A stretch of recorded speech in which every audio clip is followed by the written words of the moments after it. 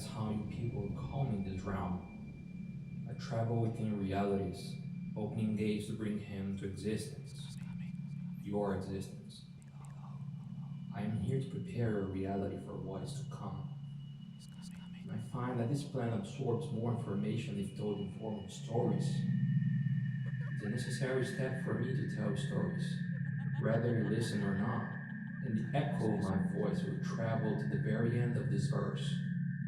Traveling through mankind's consciousness, I gather a series of witnessed events that all put together will shape the form necessary to bring him to fulfill his role in this planet. Behold, for he is coming. But now, I have a story to tell.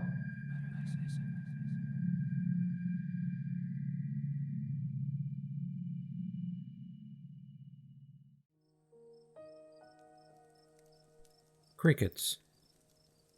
About what I expected from M, but tonight they were literal and all around us. Finally, though, she spoke up. Wait, how am I supposed to see him if he's in it? She asked, pressing that tiny, wrinkled face of hers into the binoculars and gritting her teeth. She had braces now, blue ones, her favorite color. And at that sight, I realized she wasn't as little as I saw her. I guess she was ready for it. She was already looking more and more like her mother each day. God, how old was she now? How old was I? I took in a breath of that crisp alpine air and rubbed her back. It was warm because of the fire, and I knew as long as we were near it, we wouldn't need the bug spray. Not yet, anyway. She's not actually in it, Em, I said, gazing at her, gazing up at the moon. It's a figure of speech. What's that? I sighed. It means, like remember when Mom used to say to you, "Come here, Peach"? Yeah, Em said, never once lowering the binoculars. She was a curious cat just like her old man. Well, are you a peach? No, She drawled. Right, 'cause that's a figure of speech. Just like how there's no guy actually in the moon. People just say you can see a face on its surface. I repositioned myself on the log and leaned down, closer to her face. Do you see those craters I was telling you about? Yeah. Those are his eyes. She paused. Actually? Well, I said, rolling my eyes until they met with the white ball in the sky. That's what people say. People also say the moon's made of cheese, but it's made of cheese? At this point, Em completely abandoned the whole stargazing thing and dropped the binoculars to her lap. I let out a soft chuckle and realized that if there was one thing grabbed Em's attention, it was cheese. Speaking of which, I remember at that point that I had packed some, both string and cubed. I don't know, I shrugged. I've never tried it. The moon? Em asked with eyebrows raised. Again, I chuckled and reached into my knapsack, pulling out the cubes. Yeah, I winked, tossing her the Ziploc baggie of cheese cubes. Why don't you give these moon rocks a taste and tell me? A sleek smile crossed Em's face as she popped open the bag and shoved a handful of moon rocks into her mouth. I grinned. Cheesy? She nodded delightedly.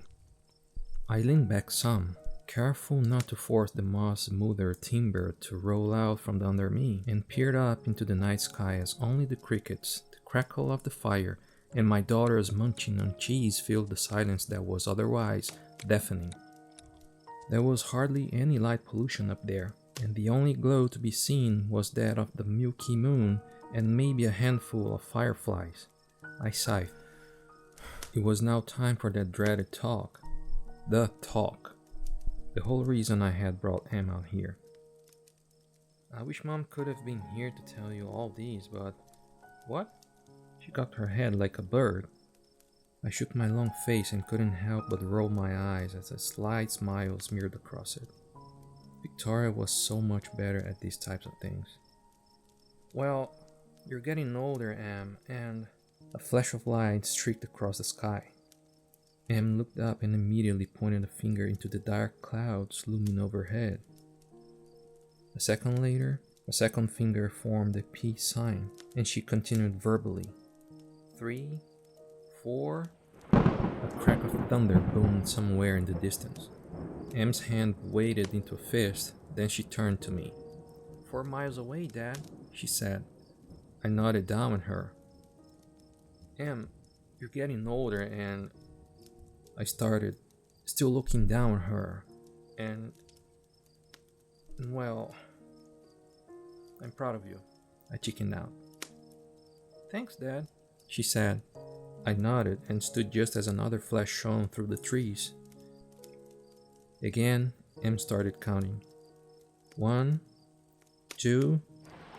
A rumble of thunder shook the ground, and I immediately threw my head over my shoulder and eyed the tent. I think we should call it a night, I said, turning back to face Em. She was already nodding in agreement, so I hoisted her up, carried her inside, and zipped her all cozy into her sleeping bag, which was blue, of course. She yawned and whispered goodnight to me before she turned over.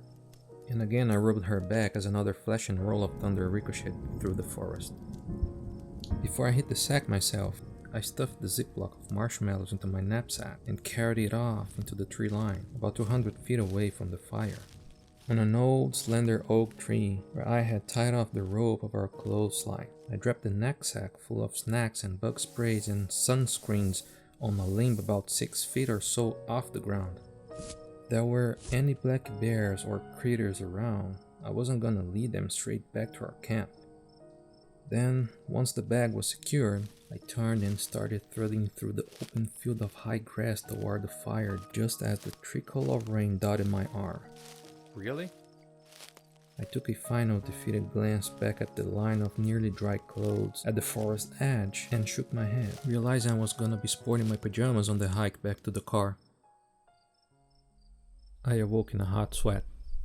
Flushed, I unzipped my bag and sat up, the top of the nylon fabric grazing my forehead, which was caked in sweat and draped in my bedhead. I immediately felt the cold stream of rainwater bleed through the fabric and onto my scalp, and I fell back onto the ground, into the sultry sleeping bag. I shot my hand across the dark to feel for Em, and that's when my nightmare manifested. She wasn't there. I unzipped the tent and thrust myself into the pattering rain. Flashlight in hand, binoculars swaying from my neck. I looked around. The fire was nearly out and all the fireflies were gone. I called out to Em. Em? Em? No response. I got louder, not caring if any bears heard me. Emma! Peach! I was only met with a distant grumble of thunder. Not even the crickets accompanied me now. I took a step forward, closer to the dying fire, and flicked my flashlight on, aiming it at the muddy ground. It was littered with string cheese. What the hell? I murmured. I immediately shot the flashlight's beam to the tree line. The knapsack was gone, and the distant ground was scattered with Em's and my clothes. I could feel warmth stream down my face, and I realized it wasn't the rain. It was my tears.